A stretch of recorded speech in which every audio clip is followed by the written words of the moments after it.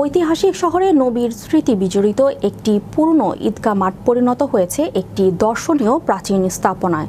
স্থানীয়দের মতে একসময় এই স্থানে খোলা আকাশের নিচে বৃষ্টির জন্য নামাজ আদায় করতেন নবীজি। সাম্প্রতিক প্রকাশ এসেছে সেই স্থান। বিস্তারিত থাকছে ডেস্ক রিপোর্টে। মসজিদে নববীর সবচেয়ে কাছে যে কয়েকটি মসজিদ রয়েছে এর মধ্যে অন্যতম মসজিদ আল গামামা। এই মসজিদকে মসজিদ আল মুসল্লাও বলা হয়। আরবি গামামা শব্দের অর্থ মেঘমালা। একবার অনাবৃষ্টির সময় মহানবী হযরত মুহাম্মদ সাল্লাল্লাহু আলাইহি সাল্লাম সাহাবীদের নিয়ে এই মসজিদে স্থানে খোলা ময়দানে বৃষ্টির জন্য প্রার্থনা করতে ইস্তেয়াক সহ নামাজ আদায় করেছিলেন। নামাজের পর প্রচুর বৃষ্টি হয়। এই স্থানটি মহানবী হযরত মুহাম্মদ সাল্লাল্লাহু আলাইহি সাল্লাম ঈদগাহ ময়দান হিসেবেও বিখ্যাত ছিল। এখানে দ্বিতীয় হিজরি থেকে মৃত্যুর আগ পর্যন্ত তিনি 2 ঈদের নামাজ আদায় করেন।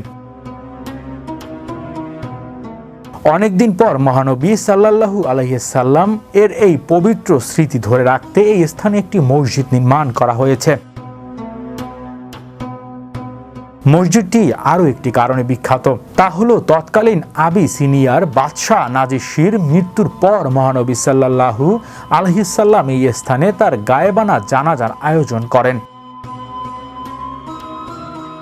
চিঠির মাধ্যমে মহানবী সাল্লাল্লাহু আলাইহি সাল্লামের ধর্মের দাওয়াত পেয়ে বাদশাহ নাজ্জাশী খ্রিস্টান ধর্ম ছেড়ে ইসলাম ধর্ম কবুল করেছিলেন। বর্তমান মসজিদে নববীর ব্যাপক সম্প্রচারণের পরিপ্রেক্ষিতে এই মসজিদ নববীর দক্ষিণ পশ্চিম কোণের সঙ্গে সংশ্লিষ্ট হয়ে পড়েছে। মসজিদে নববীর 6 নম্বর গেট দিয়ে বের হলেই সামনে পড়ে মসজিদ আল গামামা। এই মসজিদের বর্তমান কাঠামো 1869 সালে তুর্কি শাসন আমলে ঐতিহ্যবাহী তুর্কি স্থাপত্য শিল্পীর অনুসরণের তৈরি। মসজিদ আল গামামার খুব কাছে মাত্র 40 গজের মধ্যে আরো 3টি ছোট মসজিদ আছে। এগুলো হলো মসজিদ আবু বকর, মসজিদের ওমর এবং মসজিদে হযরত আলী।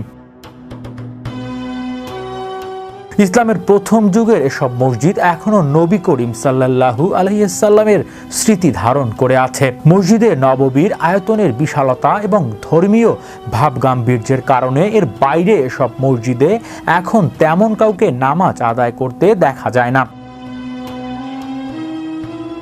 তবে নবীজির স্মৃতি বিজড়িত মসজিদ হিসেবে হজ উমরা যাত্রীরা এখানে আসেন এবং অনেকে 2 রাকাত নামাজ আদায় করেন। যদিও এখানে নামাজ আদায়ের বিশেষ কোনো ফজিলত হাদিসে বর্ণিত নেই। মসজিদের সামনে, ওপরে ও আশপাশে কবুতরের আনাগোনা দর্শনার্থীদের বাড়তি আনন্দ দেয়।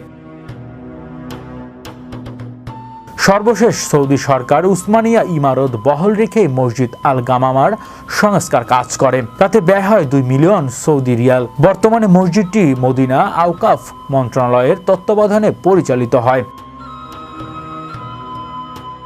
হৃদয় আশিস, বিশ্ব বাংলা 24 নিউজ ডেস্ক।